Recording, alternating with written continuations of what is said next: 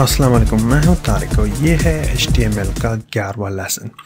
इस लेसन में हम इमेज के बारे में बात करेंगे।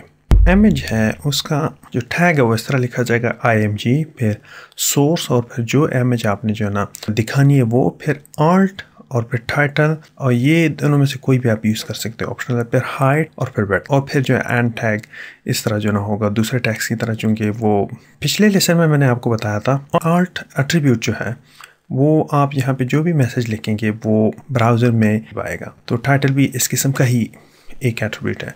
अब alt और टाइटल में डिफरेंस है। आपने अगर अपने ब्राउज़र में ऐसी सेटिंग की हुई है कि वो पिक्चर या इमेज ना दिखाएं, और तो उस वक्त आपने alt जो है एट्रीब्यूट आप उसको यूज़ कर सकते हैं। और यहाँ पे जो मैसेज लिखेंगे अगर इमेज नहीं शो हो रहा तो वो इमेज के अंदर और एक येलो बॉक्स जो है वो इस तरह नज़र आएगा, उसमें वो मैसेज। लेकिन अगर आपने सेटिंग ऐसी की हुई है कि इमेजेस जो है वो ब्राउज़र में नज़र आए तो फिर टाइटल जो है वो जो मैसेज आप लिखेंगे वो येलो बॉक्स में नज़र आएगा। लेकिन अगर आपका ब्राउज़र जो है वो इमेजेस को शो करता है तो alt और टाइटल अगर दोनों में एक जैसे मैसेज हो तो फिर जो है ना एक ही मैसेज नज़र आएगा। सपोज़ कि मेरे पे ब्राउज़र में ऐसी सेटिंग है या मैं जो है इमेज प्रेजेंट नहीं है तो फिर alt कैसे नज़र आएगा। अब सपोज़ कर लें कि मेरे पास डायरेक्टरी में जो है वो पेज तो है लेकिन इमेजेस नहीं है जो मैंने यहाँ पे दिखाए हुए।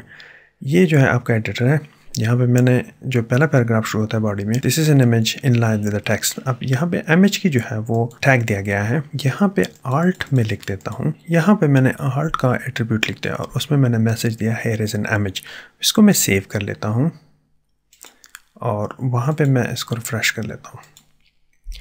देखिए ना, अब यहाँ पे अगर आप देखेंगे तो चूँकि पिक्चर या इमेज है नहीं तो अंदर जो है तो जहाँ पे जो स्पेस है उसमें आपको वो alt का जो है वो नज़र आएगा। अब मैं करता ये हूँ कि जो इमेज यहाँ पे है उसको मैं लेके आता हूँ और ब्राउज़र को मैं रिफ़्रेश कर लेता हूँ। अब इस alt को जो है मैं वो कर देता हूँ, इसको डिलीट कर देता हूँ और इसकी जगह मैं टाइटल लिख देता हूँ, टाइटल। अब alt को जो मैंने डिलीट किया और यहाँ पे टाइटल मैंने लिख दिया this is an image with a title. इसको मैंने सेव किया और यहाँ पे जब मैं रिफ़्रेश कर देता हूँ इसको, यहाँ पे जब मैं इस पर हवर कर देता हूँ तो ये बिल्कुल टाइटल जो आ रहा है this is an image with a title. तो इससे साबित हुआ कि अगर आपके पास ब्राउज़र में रिस्ट्रिक्शंस हैं या आपने जो है ना इमेज को रिस्ट्रिक्ट किया हुआ है कि वो वहाँ पे शो ना हो तो फिर तो आप alt यूज़ कर लें। अगर आपके पास जो है ना वो रिस्ट्रिक्शन ना हो और आप इमेज को यूज़ करना चाहते हैं तो फिर टाइटल दे दें।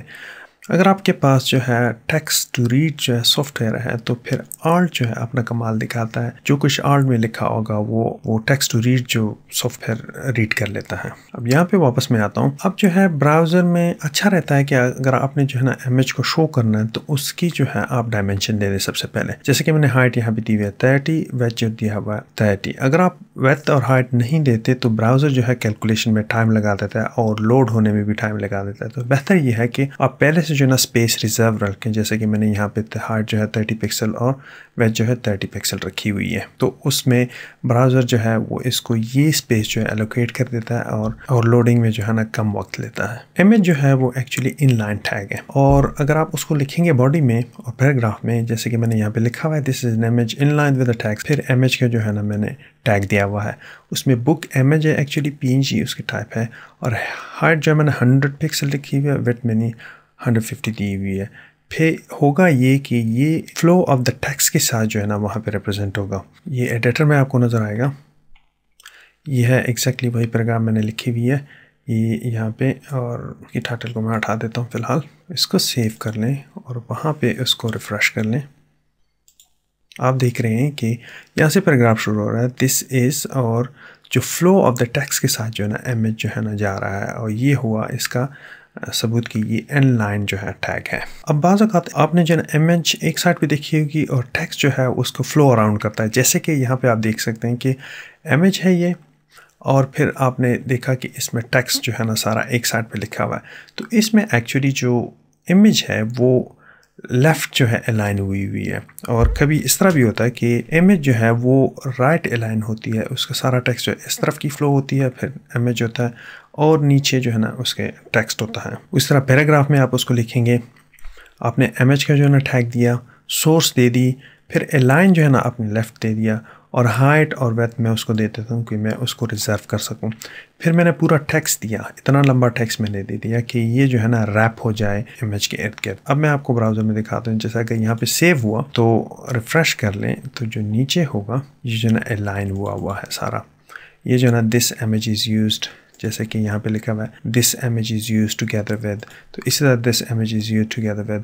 यहाँ पे इमेज जो है वो लेफ़्ट अलाइन हुआ है। अब आप इमेज और टेक्स्ट के दरमियान जो है ना इस फासले को कंट्रोल कर सकते हैं वी स्पेस से और हैच स्पेस से।